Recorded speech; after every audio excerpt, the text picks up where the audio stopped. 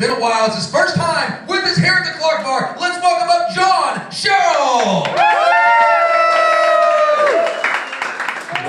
One time before. Well, I hope you're all sufficiently not expecting too much then. No, this is my first time here at Clark Bar. I used to do, didn't break it. Used to do Memphis on Main on occasion. But I used to live just a couple blocks down. 10 years ago, I used to come to the Clark Bar quite a lot, and might surprise you to say that I came here and I would get hit on by cougars a lot, you know, and sometimes you maybe get picked up by a cougar or two, and you know what a cougar is, you know, a woman is maybe, 10, 15, 20 years older, then goes after a younger man. Anybody experience that on either end of the spectrum? No? Good for you. But the problem with it, I got older, and so instead of just wanting to go out with a MILF, it started to become a grand MILF. And then a great grand MILF, a great grandmother I would like to fornicate with. You're familiar with MILFs? So it got to the point where I had to get myself a mobility scooter.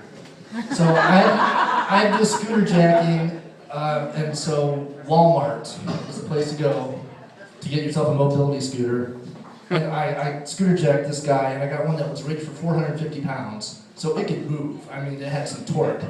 So I found myself cruising down to Clark Lindsay Village, retirement community, cruising for silver-haired vixens in the Alzheimer's Memory Care Ward, just so I could see that twinkle in their cataract when they fall in love again for the first time, and fall in love again for the first time, and again, over. But, it's really not that different going out with an octogenarian. I mean, if someone's even 90, seriously. But you know your love when the dentures come out.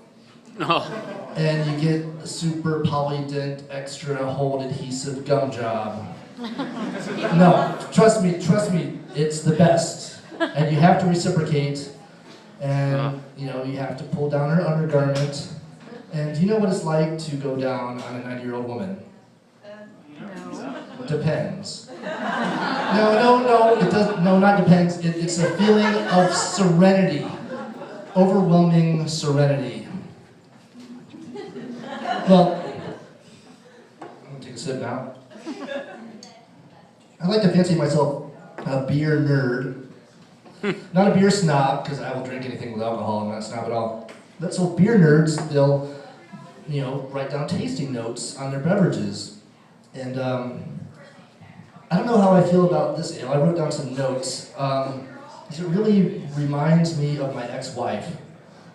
If any of you know my ex-wife Emily or have ever met her, trigger warning. No. Hopefully you've never met her, and I doubt she's here tonight. But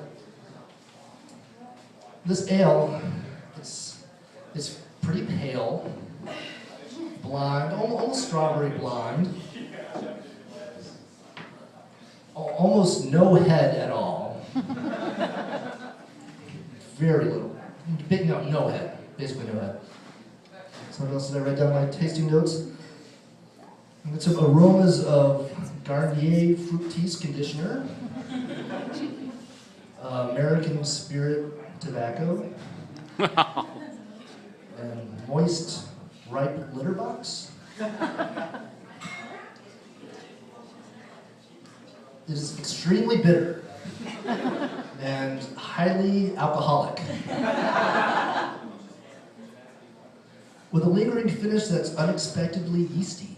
Oh. Okay, what are you gonna love my next little bit then? The other day I was doing some serious Netflixing, totally binging out, no spoilers. It was actually I was on my third straight day watching Hulu, watching Full House. Because I was preparing myself, I had to catch up for the Full House reunion. Because, you know, Uncle Jesse's coming back as soon as he gets out of jail. And so I was keeping my sharp wits up with lots of Red Bull and some of my stepdaughter's ADHD medication. She's repeating the 11th grade. I'm so proud. But I was getting to the point where I think it was like season 6 or 7, and I could almost tell Mary-Kate from Ashley. Just those subtle little hints that I could tell which of the Olsen twins it was.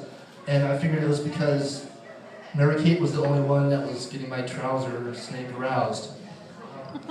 Oh, come on.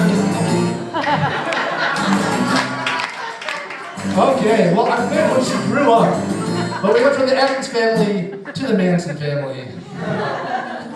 Thank you. Hey, John Sherrill, everybody.